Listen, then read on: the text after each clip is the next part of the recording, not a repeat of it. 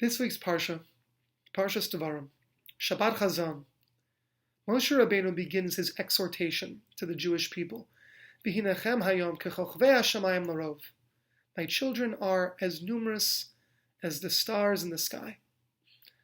Rashi posits, although quantitatively we may not be as numerous as the stars above, in terms of permanence, we are, and B'ezrat Hashem shall be, as established as the constellations above.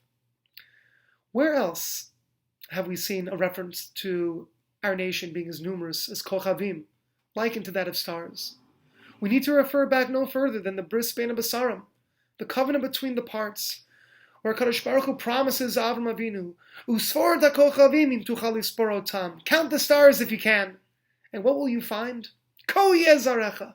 So too will be your offspring, as numerous as the stars in the sky. What kind of a promise is this? We know that if we just take a glance at statistics, there's 2.5 billion Christians in the world, 1.6 billion Muslims in the world, and 15 million Jews.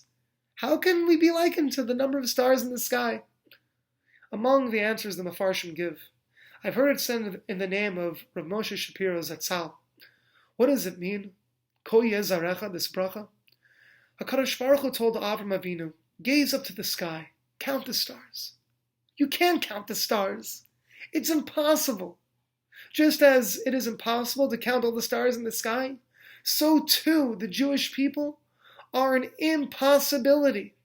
There's no rational and fathomable way in which we could and should still even be here today. We've outlived the greatest monarchs, the strongest princes, and the mightiest queens and empires. Yet we stand here today.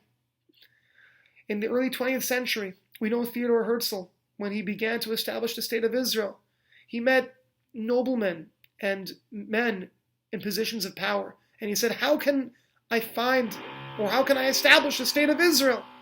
And he was scoffed at, he was laughed at, and he was told, well, a lot's going to need to happen.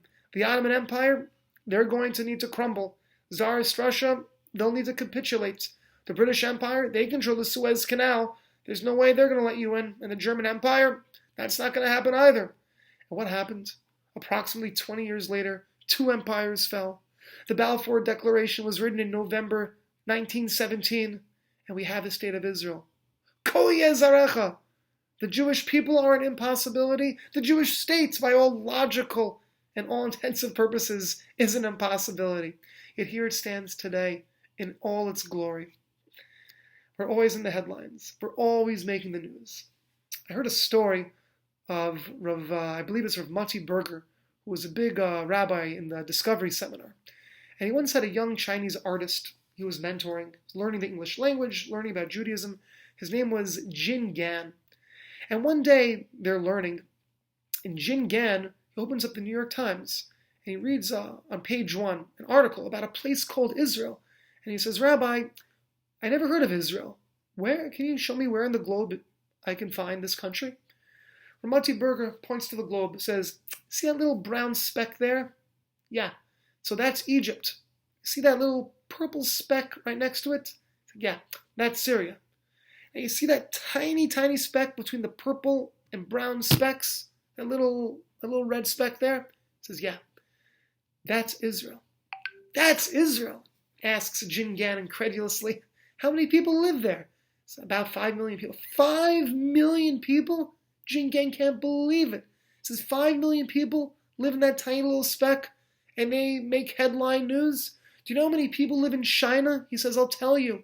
There's, according to the last census, there's 1,100,000,000 people living in China with a statistical error of 48 million, says Jin Gan to Ramati Berger. He says, you know what that means?